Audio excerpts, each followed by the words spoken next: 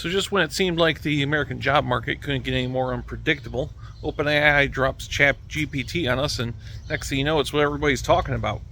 So what is the story behind the hype? Will it get rid of American jobs? If your job's at risk, what should you do about it? That's what we're going to talk about today.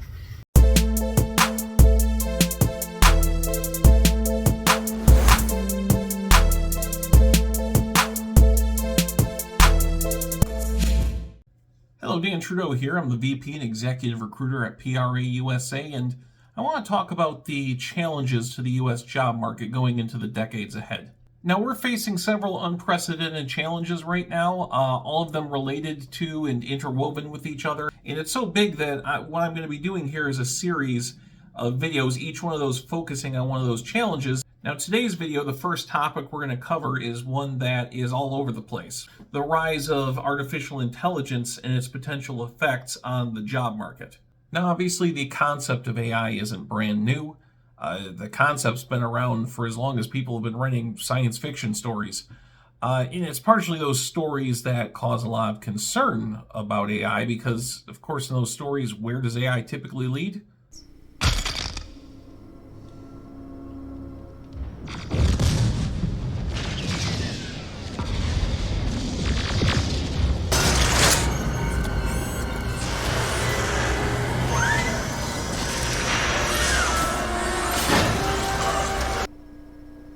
Open the pod bay doors, Hal. I'm sorry, Dave. I'm afraid I can't do that. So there's that, but there's also the underlying fear that is shown in those, which is AI will replace us. It will take away what makes us unique as human beings. And it should be noted that the AI that we're talking about here, like ChatGPT, is not that. We're not in Skynet territory yet. The thinking that AI does right now is mostly data mining, pattern recognition, etc. It doesn't really think the way a human being does, though, of course, this would be another step along that path. But, of course, the big question here is, will AI, even as it exists today, or a step or two down the line from where it exists today, will AI lead to the elimination of certain jobs? Yes. I think that's the honest answer. I mean, people are talking around it a lot, but yeah, it's probably going to eliminate some people's livelihoods, or at least threaten it or change it in a fundamental way, because while on one hand AI is a new thing, on the other it's a continuation of the automation trend that's been going on for, basically since the beginning of the industrial age. For the last 150 years, things like, mass production, robotics, the internet, e-commerce, these are all things that have eliminated entire professions. If you doubt me, go ask your local copper. You may be wondering what a copper is. It's not a police officer. A copper was a certain sort of tradesman who made barrels. Mass production eliminated that guy's job, along with blacksmiths, cobblers, etc., haberdashers. Anyway, along with the destruction of those positions, however, has come the creation of entire job categories that didn't exist before.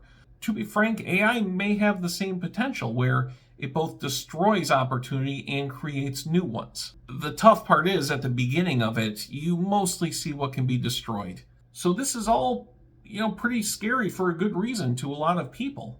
But the bell's already been rung. The genie's out of the bottle. We can't stuff it back in. So the question isn't how do we stop AI, it's how do we manage AI.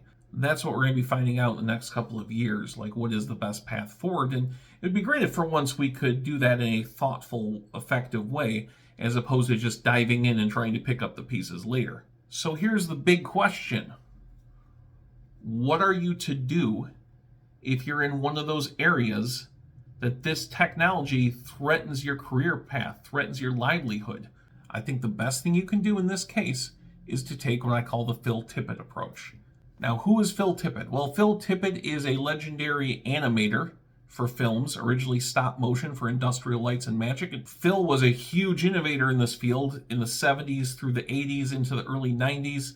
It's his work in movies like Star Wars, RoboCop, made certain robots like the AT-AT walkers, the Ed 209, made them come to life. Now we come around to the early 90s. Phil is working on a new project for Steven Spielberg called Jurassic Park. So as Phil is trying to figure out different ways to animate models of dinosaurs to make them look convincing and lifelike, he gets the news that the animation for the film would be done via CGI, computer graphics. His response was, well, now I'm extinct. So after that moment of dread, what Phil did is he got with the guys at ILM who were doing the computer graphics and found that the knowledge that he amassed over the years working with real models and stuff like that really came in handy to these guys who were trying to manipulate and animate images on a computer screen. Instead of running away from CGI animation, he dove in. He figured out where you could have a place in it. The next thing you know, Phil is now at the forefront of computer graphics, CGI animation.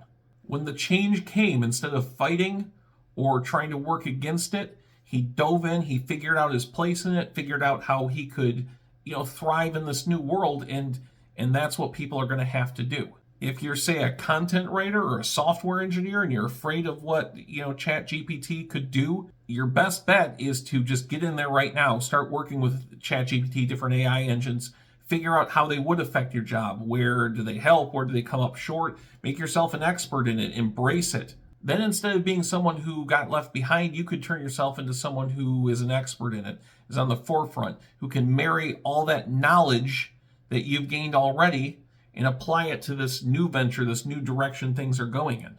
Do what you can to get your hands around it. And even if you're in a space where fighting against this sort of AI, this sort of automation is the correct path, well, you can't effectively fight against an enemy you don't know. Whatever the case, you will gain nothing in ignorance.